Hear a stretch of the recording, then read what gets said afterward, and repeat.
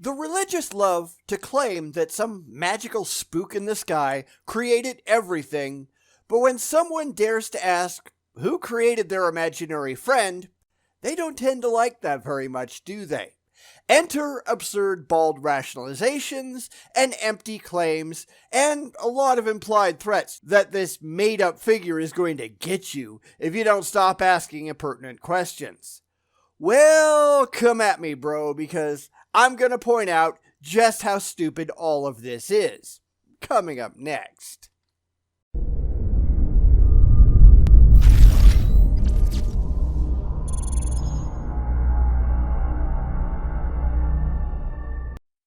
So here comes yet another Muslim channel, this one called AFOSA, AFOSA.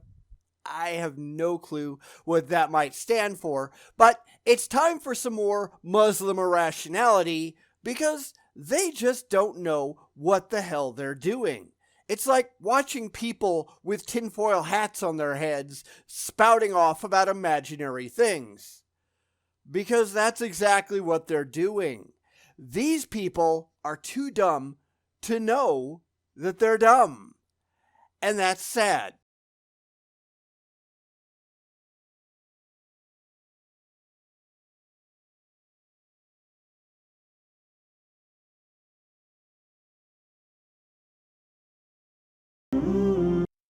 Okay, I know I'm getting kind of an early start here, but you want to know why they're easy?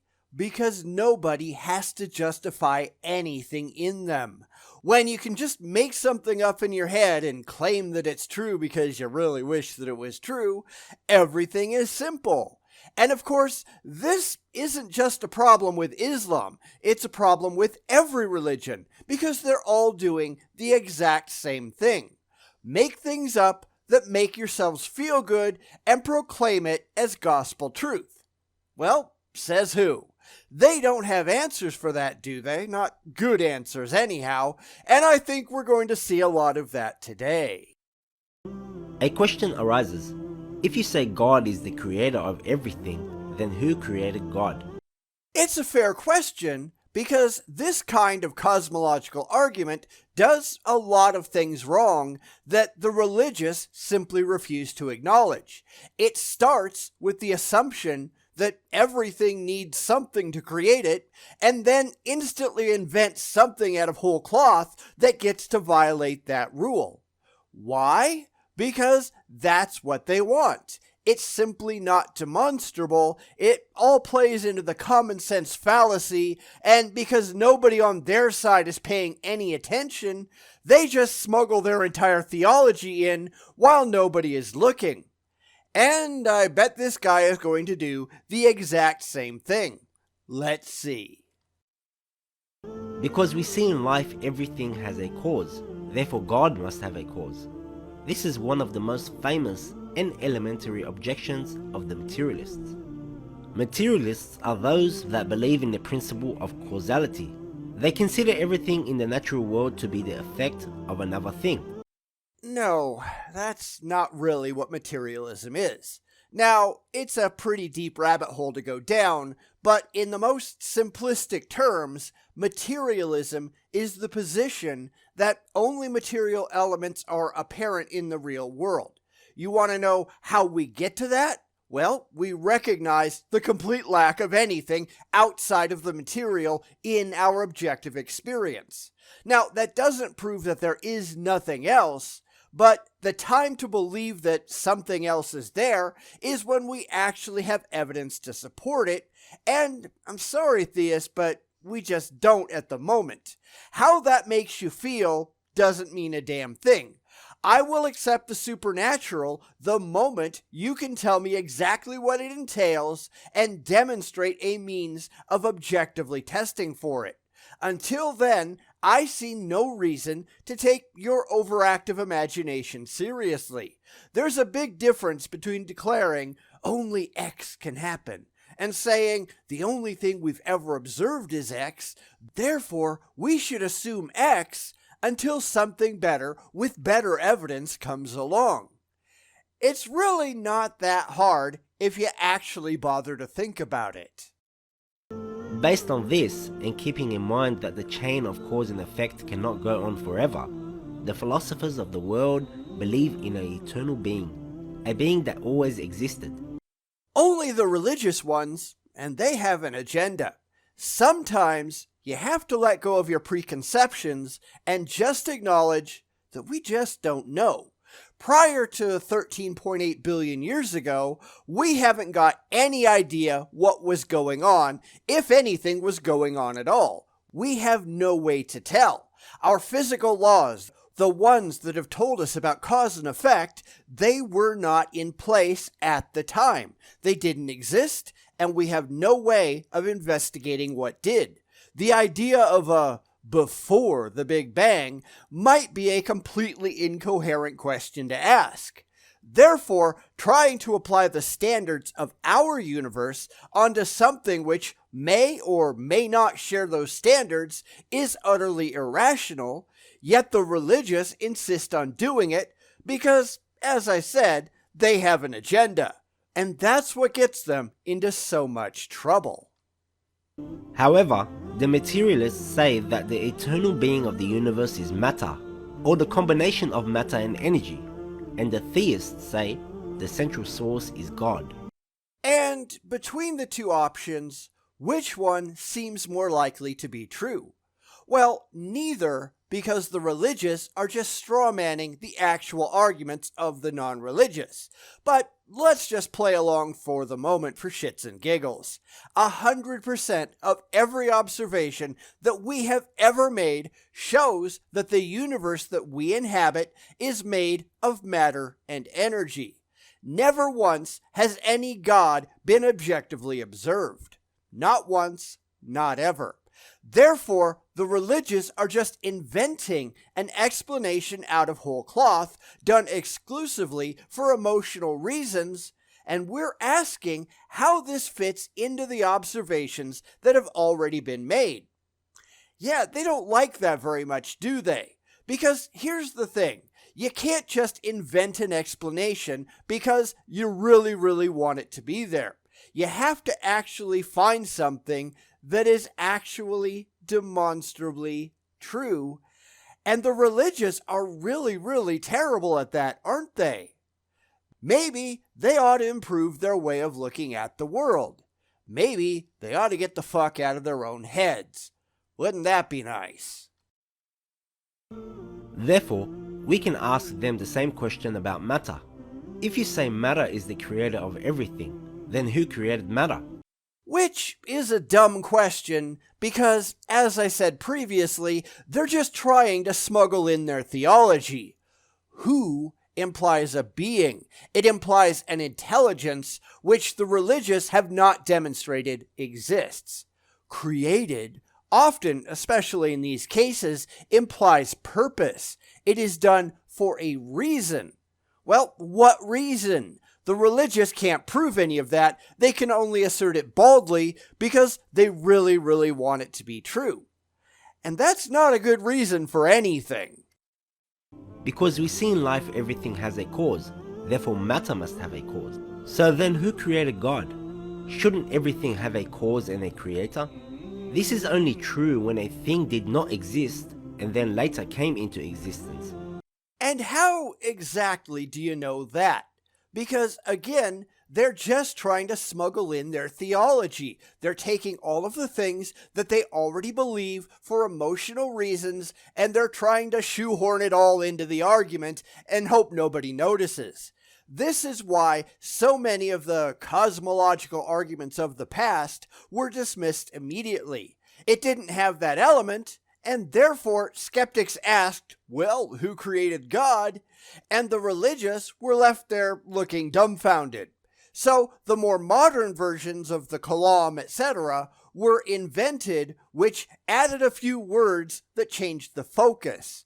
That doesn't make it true, though. It's just a claim that God has always existed, which, as we know, doesn't fit anything that we are actually aware of, and therefore it's all just made up.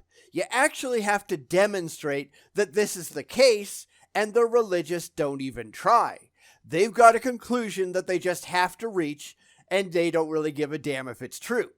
But that's not how intelligent, rational people operate. We actually care if the conclusion that we reach is in concordance with objective reality.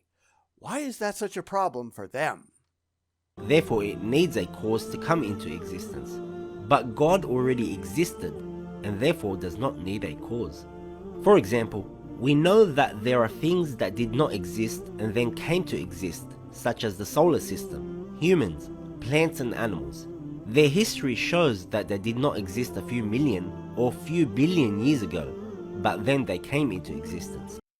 In fact, there is nothing in the entire universe that existed in its current form prior to 13.8 billion years ago.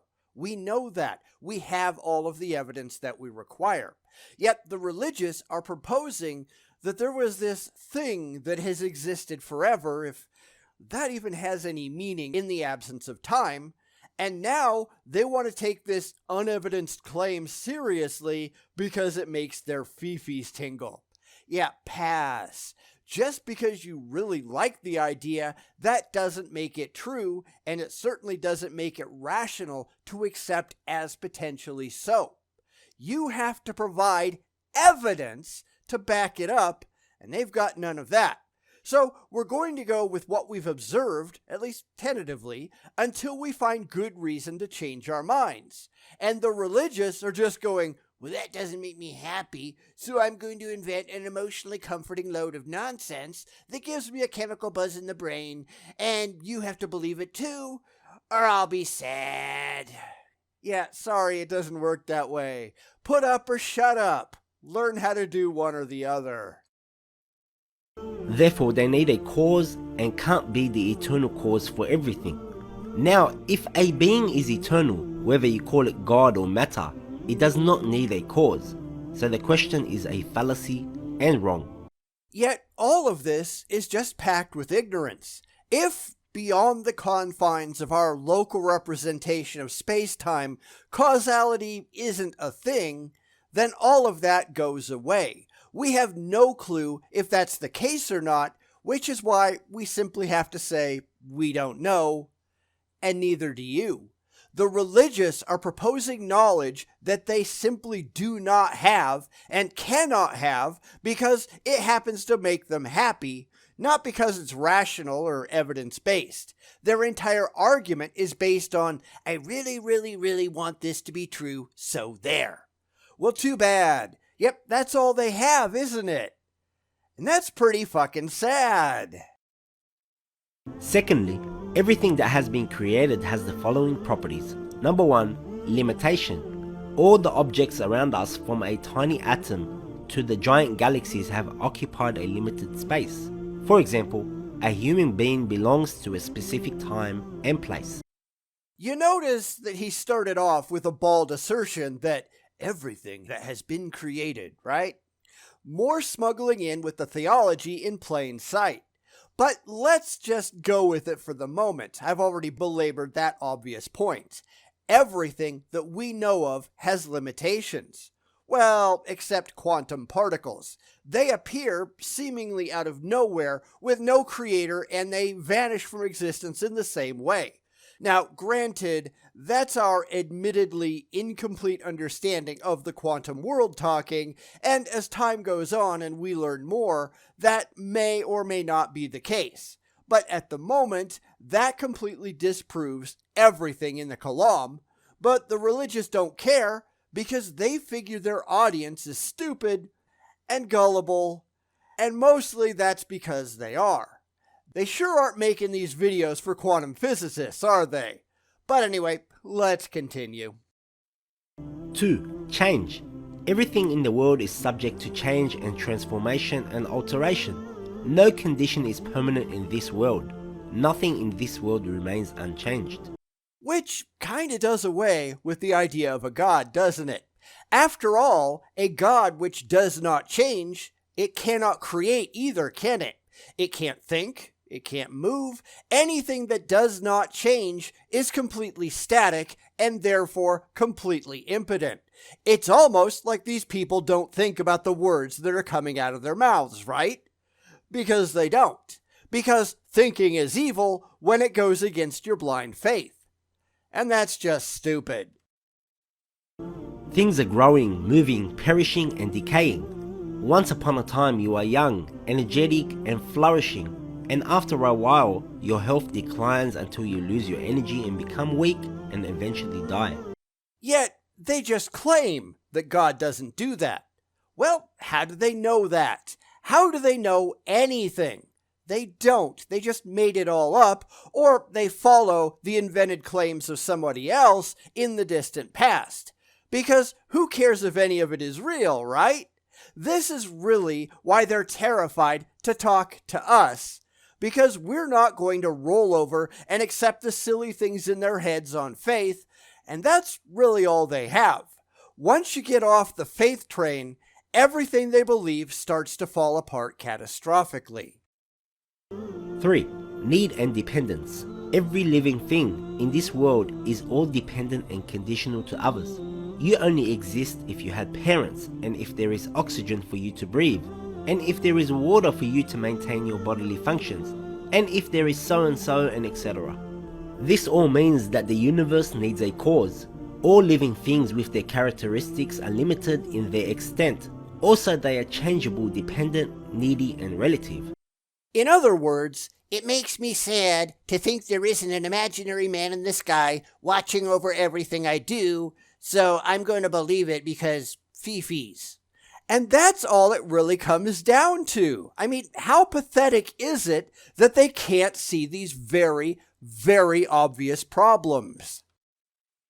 Allah subhanahu wa ta'ala is unlimited, doesn't change, is independent, needless, and absolute. How do you know any of that? It always comes back to this question. They make claims, I demand proof. And they never have any of that, right? Well, why not? Because if they cannot show how they came to any of this supposed information, why should I accept any of it at all? They've got an emotional Woody, and they're too busy rubbing one out to think about the simple problems that they face. Because they just don't care. Not one bit. God is not part of this world, or else he would suffer from the same characteristics. In conclusion, the answer to the fallacy of the question that if everything must have a cause, then God must have a cause, is that everything in this material world has a cause. Therefore, the main mistake is that they assume God exists along with other things in this world. And you assume that God doesn't, because you can't do anything but assume, because you have no evidence of any kind for any of that. It's why things like the flying spaghetti monster were invented. It was all just made up, just like the Islamic deity, because we're trying to show all the stupid things that they're doing in a way that hopefully they can understand. Anything that you can claim that Allah is or does or anything like that, we can claim of the FSM. How is what we're doing any different than what you're doing, other than we're smart enough to know that it's all bullshit and you aren't? In fact, a lot of theists think we're serious for some reason when we talk about the flying spaghetti monster and invisible, intangible, universe-creating pixies and Bobo the tree god and all that, because they lack the capacity to step back and evaluate their own beliefs rationally. And they wonder why I call them dumb. Because they are. Since God is a necessary being, and is not limited and not needy towards anyone or anything, he is not in need of any cause. Prove it! Because again, this is where things like the flying spaghetti monster and invisible, intangible, universe-creating pixies come in.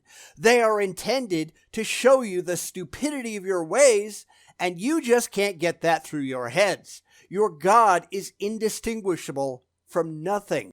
It shares all of the same characteristics as things we just made up, because that's all you've done as well. It's all imaginary for emotional purposes, and you cling to it desperately because you need that chemical hit in the brain caused by these beliefs.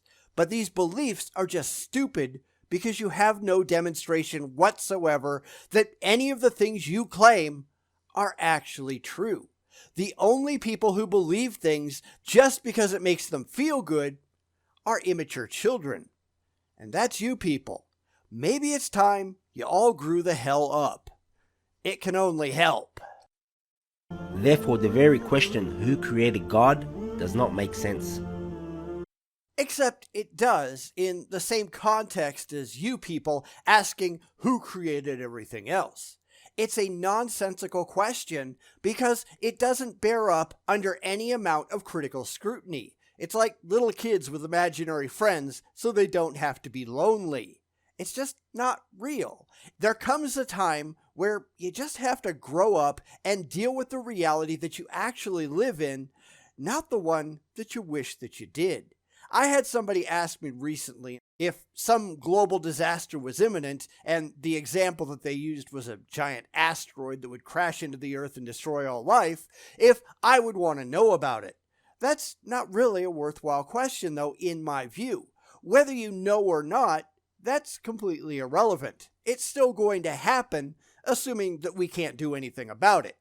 Whether you know or not doesn't matter, and believing that some magical space genie's gonna swoop in at the last moment and save the day, that is utterly childish. If that's gonna happen, we're fucked. Kiss your ass goodbye. Yet, that's not what these people are doing. They are whining about how hard life is and how much they don't like it, and therefore they think they can just invent a farcical solution to a problem that they're really not mature enough to handle as rational adults, and if they believe in it hard enough, it just might happen. And they're wrong. This is utterly stupid and childish, and it's time these people rented a clue, got on the reality train, and just dealt with the world as it demonstrably is. It's really not that hard.